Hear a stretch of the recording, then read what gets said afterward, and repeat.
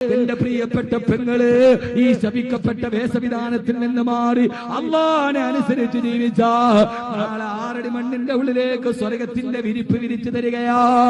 തെറ്റൊന്നുമില്ല, മെത്തയ്ക്ക് പകരം മണ്ണതിൽ വിരിച്ചിട്ടതാ.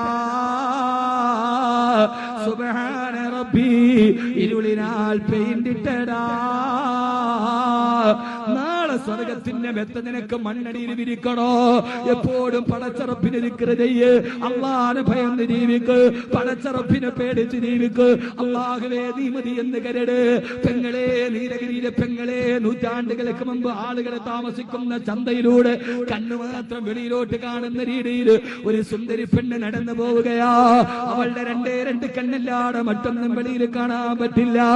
ആ സമയത്താണ് ഒരു പൂവാലനായ ചെറുപ്പക്കാരൻ പുറകെ കൂടിയിട്ട് ആ പെണ്ണിനോട് പറഞ്ഞത്, പെണ്ണേ, ഓ അബി അബി അംദി വഫൂകിൽ അശ്നബു കഅന്നമാ ദുറ അലൈഹി സർനബു.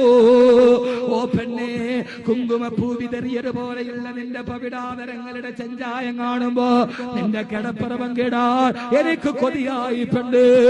ആ സമയത്ത് രണ്ട് കണ്ണുകൾ മാത്രം വെളിയിൽ കണ്ടിട്ട് ശരീരം മുഴുവനും മറച്ചുപോയ നൂറ്റാണ്ടിലെ സാരികത്തായ പെണ്ണ് ആ ചെറുപ്പക്കാരനോട് പറഞ്ഞ്, ചെറുപ്പക്കാരാ, ഇത്തഖില്ലാ ഇത്തഖില്ലാ, അള്ളാനെ സൂക്ഷിച്ച് ജീവിക്കണേ, പടച്ചറപ്പിനെ പേടിച്ച് ജീവിക്കണേ. ചെറുപ്പക്കാരായ എന്റെ കണ്ണല്ലാതെ മറ്റൊന്നും വെളിയിൽ കാണാതിരുന്നിട്ടും എന്റെ ശരീരം മുഴുവനും പർദ്ദ കൊണ്ട് ഞാൻ മറച്ചിട്ടും എന്താ നിനക്ക് എന്നോട് ചിന്ത തോന്നുന്നതെന്ന് ചോദിച്ചപ്പോ ആ പെണ്ണ് ചെറുപ്പക്കാരൻ പറഞ്ഞു, പത്രപ്പെണ്ട്, നിന്റെ രണ്ട് കണ്ണ് കാണുമ്പോഴറിയാ നിന്റെ ശരീരത്തിന് എത്ര സൗന്ദര്യമുണ്ടെന്ന്. മാൻപേടയുടെ നയനദ്വയങ്ങളുടെ മസ്മരികളെ വെല്ലുന്ന നിന്റെ കണ്ണ് കണ്ടാലറിയാൻ എന്റെ ശരീരത്തിന് എത്ര മാദകത്വമുണ്ടെന്ന്. ആ പെണ്ണ് ചിന്തിച്ചു പോയി, പടച്ചറപ്പേ, എന്റെ 2 കണ്ണ് കണ്ടപ്പോ ഇവൻ എന്നോട് ഹറാമിന്റെ ചിന്ത തോന്നിയല്ലോ. സാരിഹത്തായ പെണ്ണ് പറഞ്ഞ, ചെറുപ്പക്കാരാ, നീ എന്റെ വീട്ടിലേക്ക് വാ, നിനക്ക് ഞാൻ നിന്റെ ആഗ്രഹം പൂർത്തീകരിച്ചു തരാമെന്ന് പറഞ്ഞത്. ഇതേവരെ സ്വപ്നത്തിൽ കണ്ട സ്വപ്ന സാക്ഷാത്കാരത്തിന്റെ ചിന്തയോട് ആ പെണ്ണിന്റെ പുറകെ നടന്ന ചെറുപ്പക്കാരന് അവസാനം ഒരു വള്ളിക്കുടിലിന്റെ മുമ്പിലെത്തി ചെറുപ്പക്കാരനോട് പറഞ്ഞ്, ഇവിടെ ഇരിക്ക്, ഞാൻ പോയി വസ്ത്രം മാറിയിട്ട് വരാമെന്ന്. വരാൻ പോകുന്ന സ്വപ്ന സാക്ഷാത്കാരത്തിന്റെ സമ്മോഹന മുഹൂർത്തങ്ങൾ മനസ്സിൽ താരോടി ആ ചെറുപ്പക്കാരൻ കാത്തിരിക്കുമ്പോ കുറെ കഴിയുമ്പോൾ തരിവളയുടെ കിലുക്കം കേൾക്കുകയാ. എന്റെ പ്രിയപ്പെട്ട പെങ്ങള്, ആ സമയത്ത് നോക്കുമ്പോ തരിവളയിട്ട കൈകൾ നീണ്ടു വരുന്നുണ്ട്. ആ തളയിട്ട കൈകളിൽ ഒരു പാത്രമുണ്ട്. ആ പാത്രത്തിൽ നിറയെ രക്തക്കട്ടയാ. കുടിക്കാനുള്ള വെള്ളമാന്ന് കരുതി നോക്കുമ്പോ ആ പാത്രം മുഴുവനും രക്തം ഇങ്ങനെ തെറഞ്ഞു നിൽക്കുകയാ. രക്തത്തിന്റെ പാത്രത്തിന്റെ നടുവ് 2 കണ്ണുകൾ തുറിച്ചു നിൽക്കുന്നുണ്ട്. പേടിച്ച് പുറകോട്ട് മാറുമ്പോ ആ സമയത്ത് എന്റെ കയ്യിൽ മൂർച്ചയുള്ള ഒരു പിച്ചാത്തിയുമായി ആ പിച്ചാത്തിയുടെ അഗ്രഭാഗത്തു കൂടി രക്തത്തുള്ളികൾ താഴെ കൊടുകി.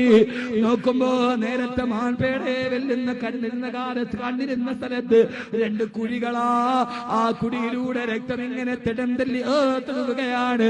പേടിച്ചു വരണ്ടു പോകുമ്പോ ആ പെണ്ണ് പറഞ്ഞു, പത്ര ചെറുപ്പക്കാരാ, ശരീരം മുഴുവനും മറച്ചു നടന്നിട്ടും എന്റെ 2 കണ്ണ് കണ്ടപ്പോഴാണ് നിനക്ക് എന്റെ ശരീരത്തോട് കാമത്തിന്റെ കൊതി തീർന്നതെങ്കിൽ പടച്ചറപ്പിനിഷ്ടപ്പെടാത്ത വഴിയിലേക്ക് എന്നെ കൊണ്ടുപോകുന്ന കണ്ണെനിക്ക് വേണ്ട